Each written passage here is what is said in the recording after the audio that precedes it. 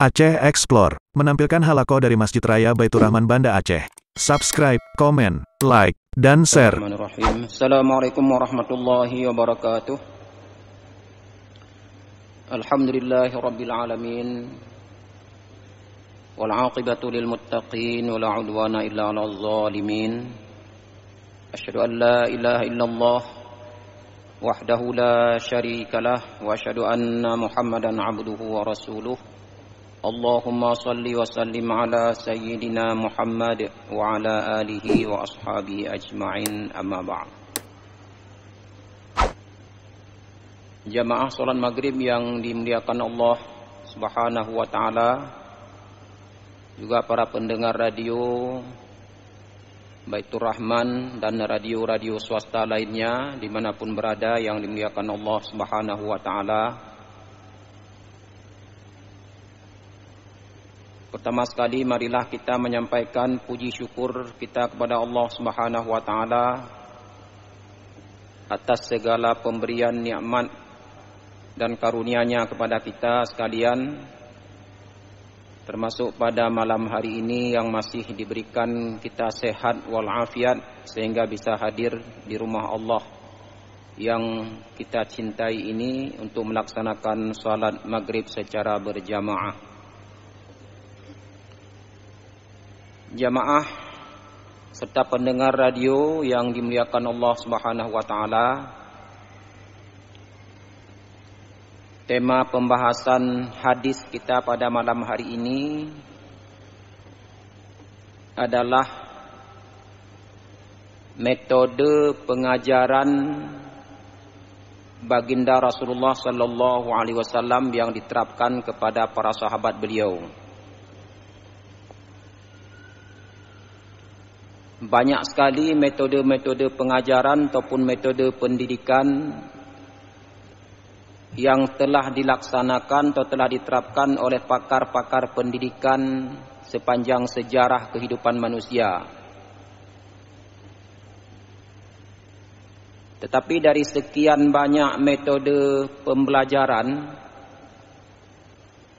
belum ditemukan satu metode yang sangat mumpuni ataupun yang sangat efektif, yang sangat berbekas bagi anak didik dibandingkan dengan metode yang pernah diterapkan oleh baginda Rasulullah sallallahu alaihi wasallam. Keampuhan ataupun keefektifan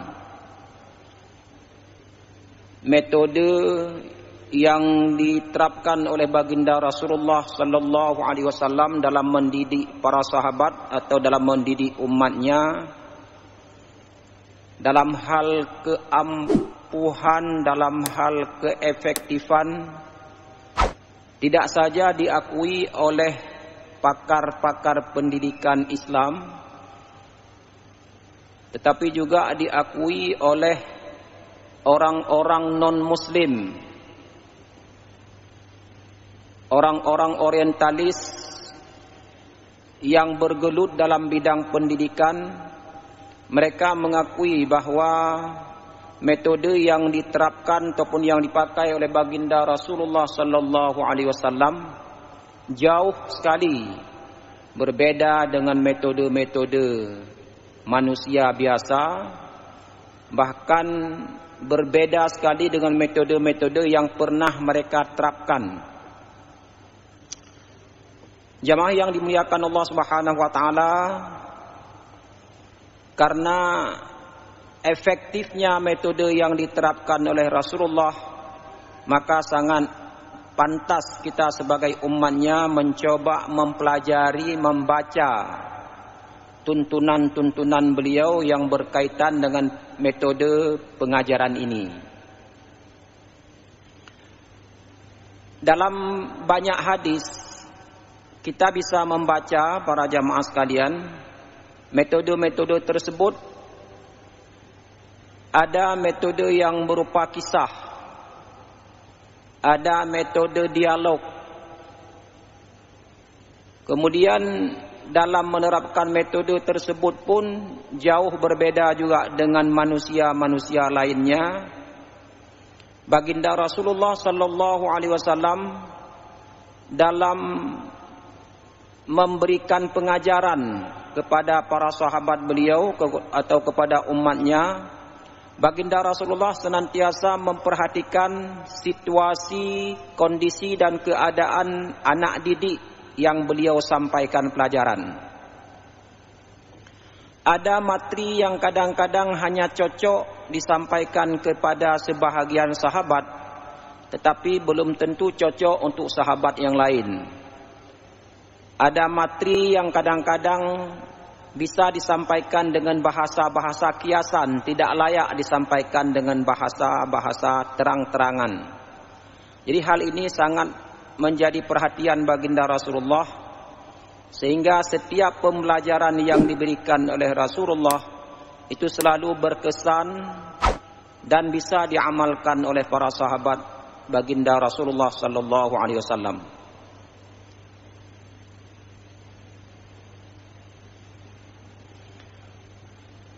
Kita angkat beberapa hadis di antaranya, misalnya sebuah hadis yang disampaikan oleh Mu'az bin Jabal, an Mu'az bin Jabal anna Nabiyya sallallahu alaihi wasallam akhadha biyadihi yauman. Jadi Mu'az bin Jabal menceritakan bahwa baginda Rasulullah sallallahu alaihi wasallam suatu ketika memegang tangan beliau.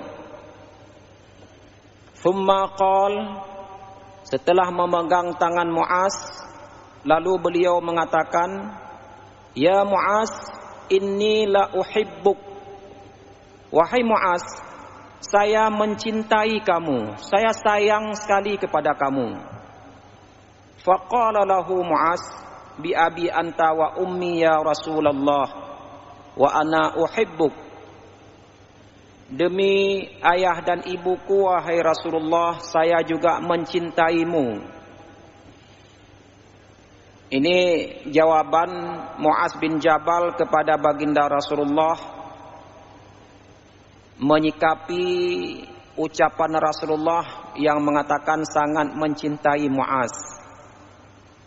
Qala, lalu baginda Rasulullah baru menyampaikan, "Usika ya Mu'az, saya berwasiat atau berpesan kepadamu wahai Mu'az, la tada'anna fi duburi kulli salatin an taqul Allahumma a'inni ala dzikrika wa syukrika wa husni ibadatik."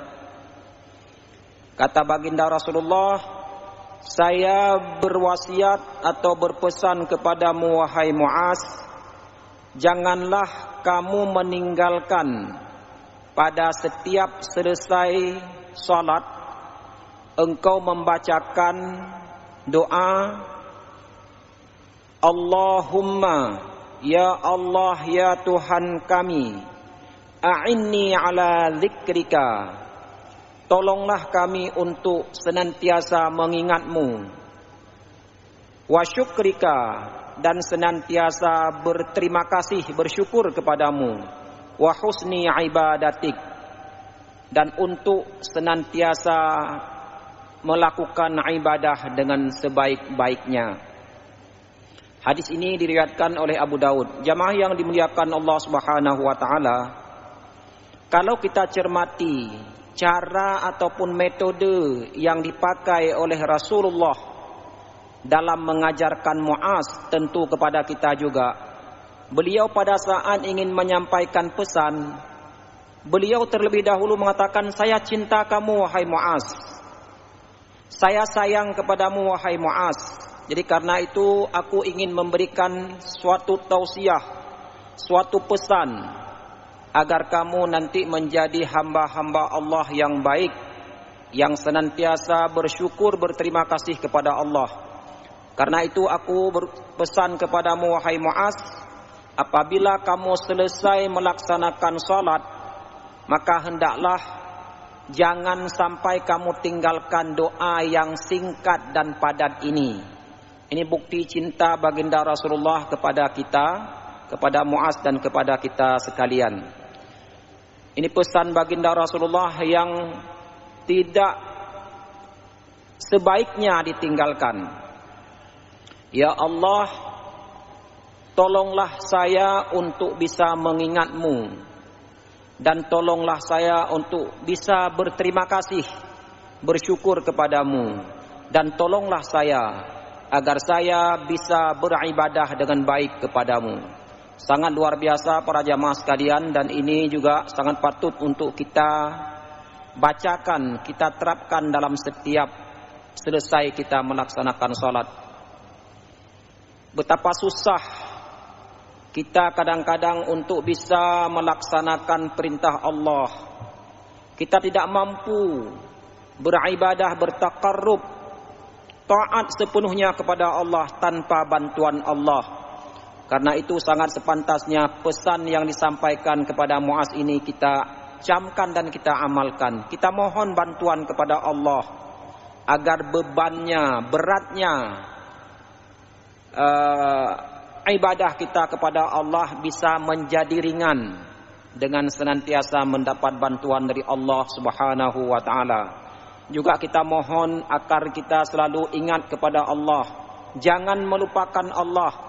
Dan kita juga memohon agar ibadah kita jangan asal ibadah selesai melaksanakan tugas, tapi kita mohon kepada Allah semoga hari demi hari, salat demi salat yang kita lakukan, agar kita lebih semakin baik kita melaksanakan ibadah kepada Allah Subhanahu wa taala.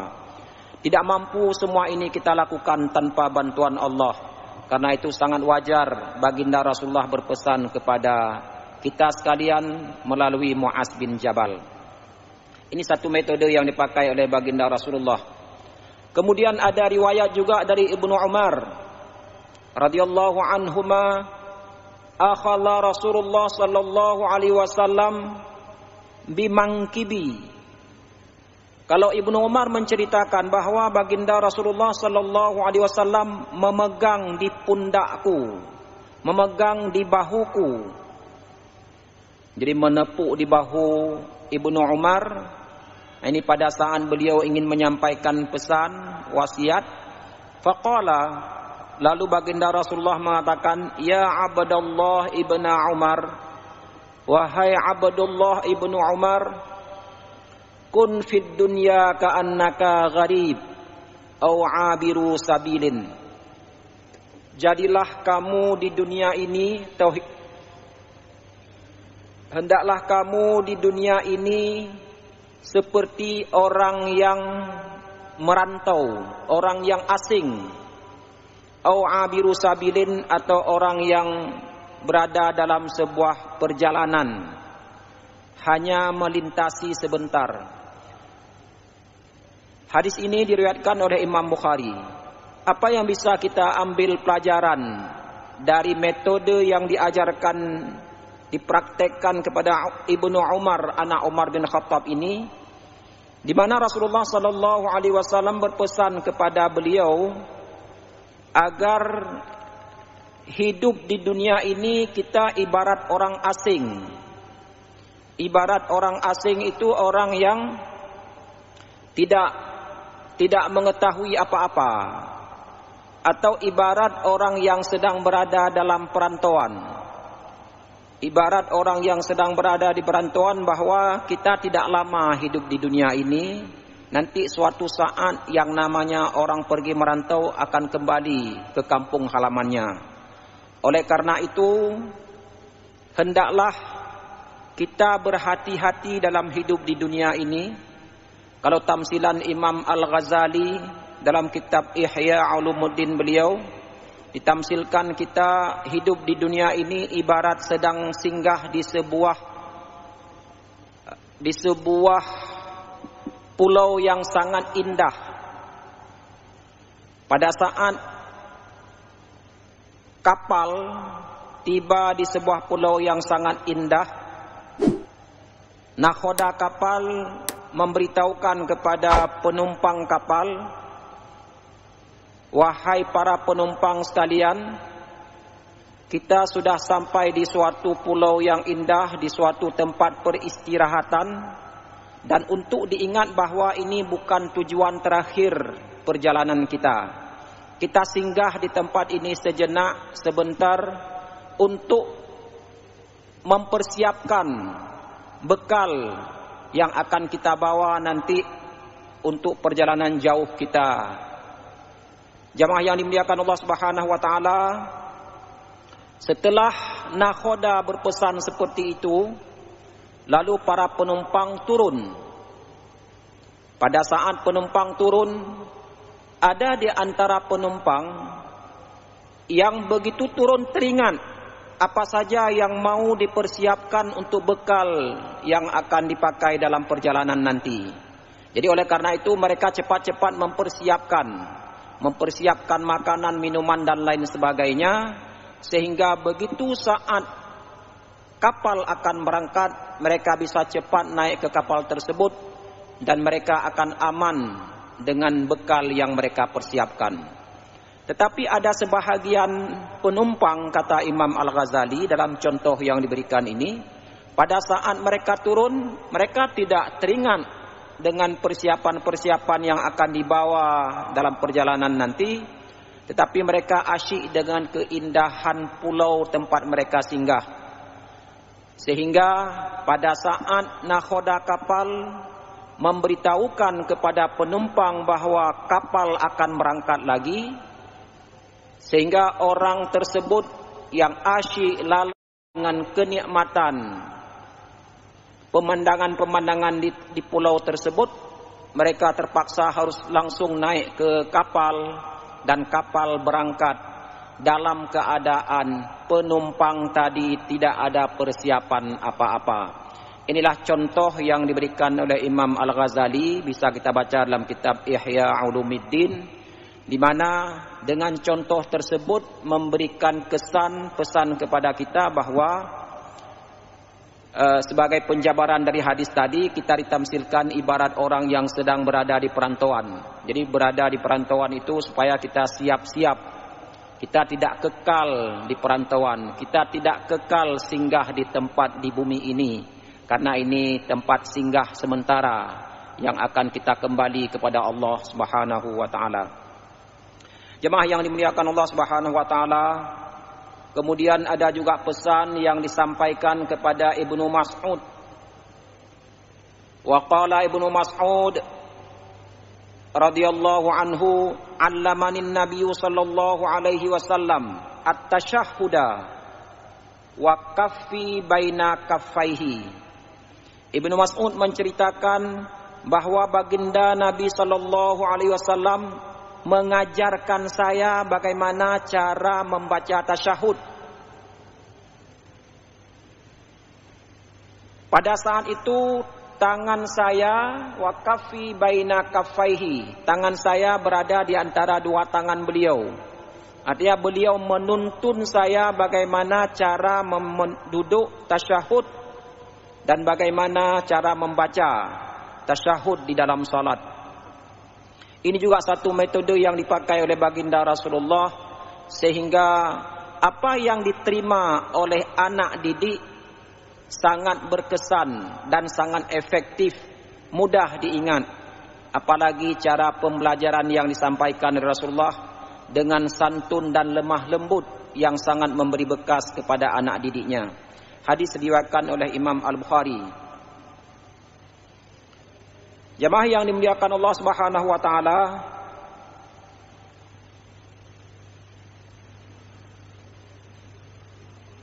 kemudian juga di antara cara baginda Rasulullah mengajarkan sahabatnya, beliau menggunakan cara yang sangat santun dengan akhlak budi pekerti yang sangat baik. Walaupun anak didiknya kasar, walaupun anak didiknya orang yang terkesan meremehkan ajaran Islam. Misalnya kita baca pesan atau riwayat hadis yang terdapat dalam kitab Musnad Ahmad Ibnu Hanbal.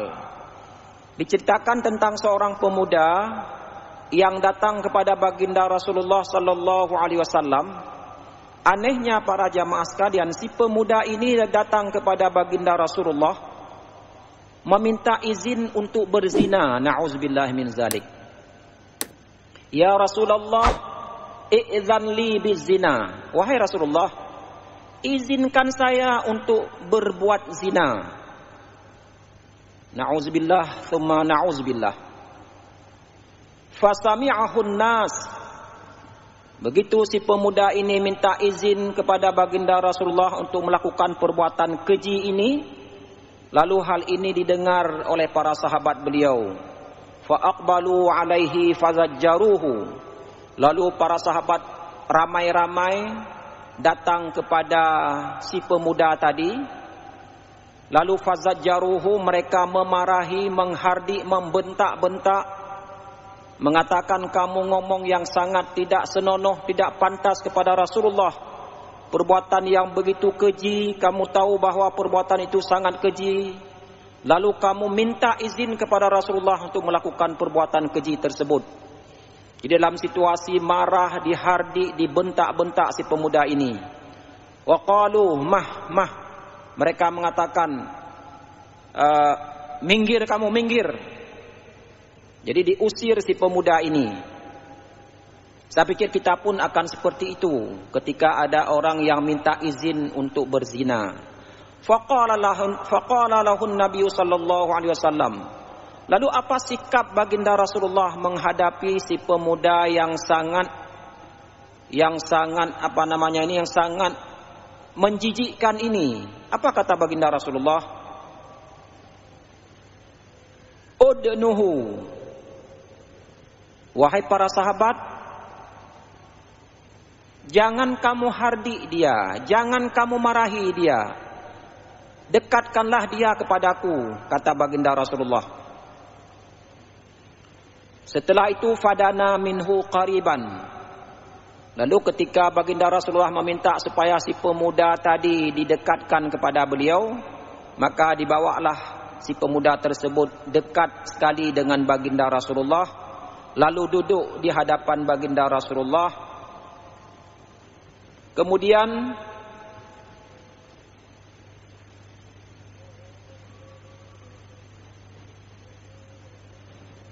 setelah dia duduk berhadapan dengan Rasulullah, apa sikap Rasulullah?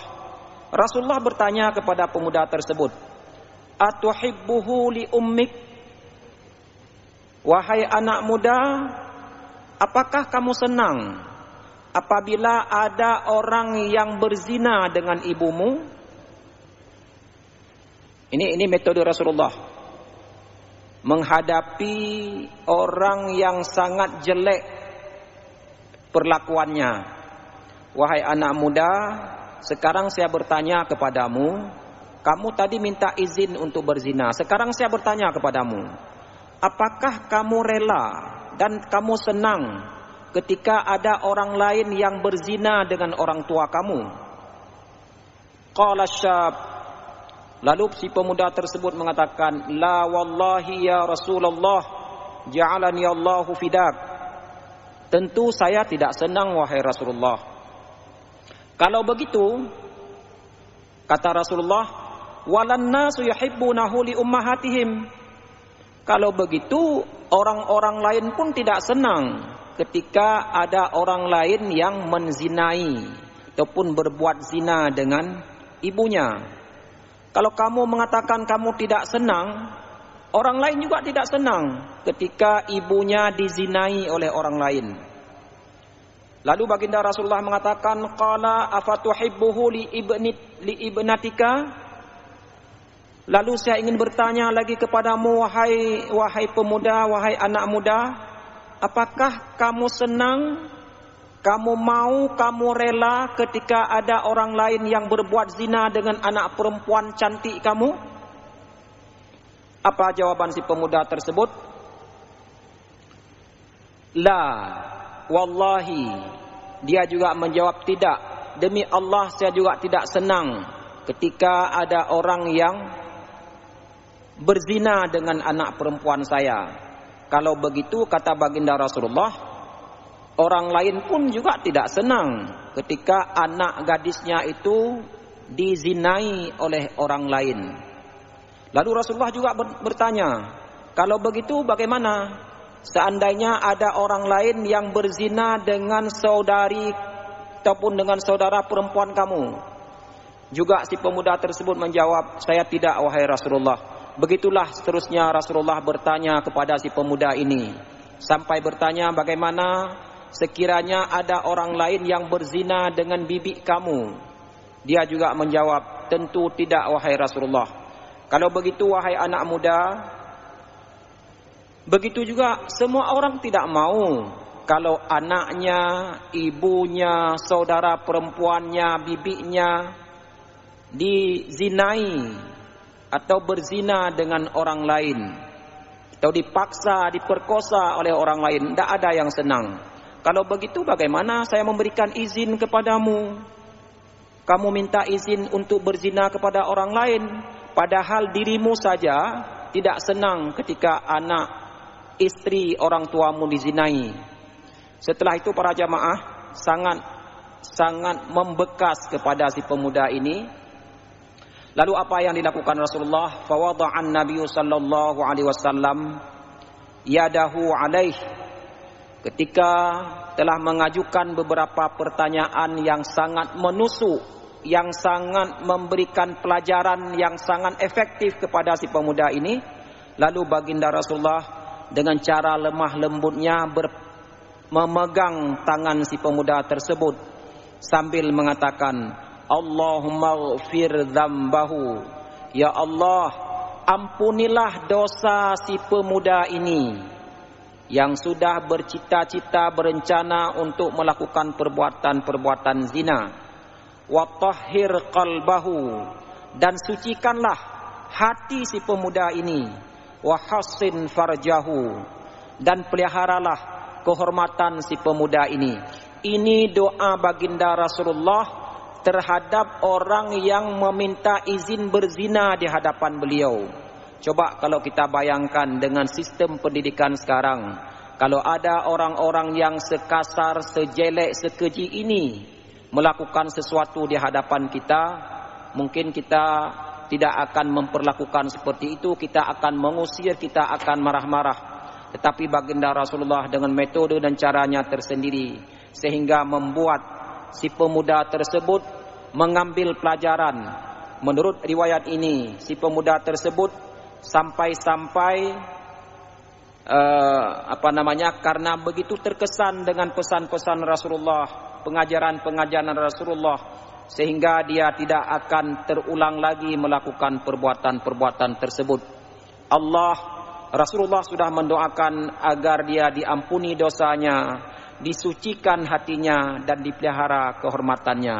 Jemaah yang dimuliakan Allah Subhanahu wa taala, alangkah indahnya pembelajaran ataupun pendidikan yang diberikan oleh baginda Rasulullah sallallahu alaihi wasallam.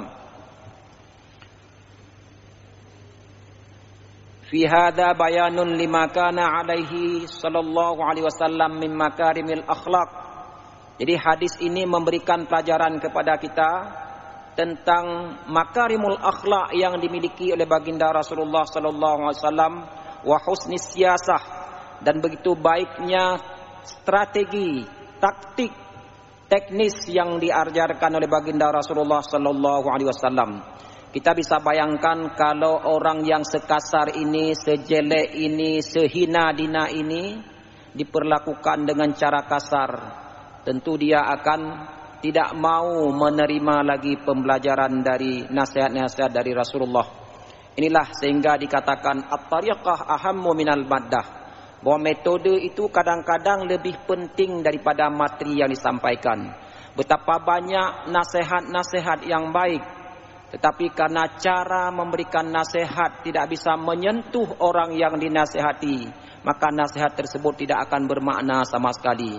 Tetapi ketika nasihat tersebut disampaikan dengan at-tariqah, cara yang baik, maka dengan cara tersebut dari tadinya tidak memberi kesan, tidak memberi bekas pada anak didik, maka dengan cara yang lemah lembut akan memberikan kesan, sehingga si pemuda ini tidak lagi mengulangi perbuatan tersebut.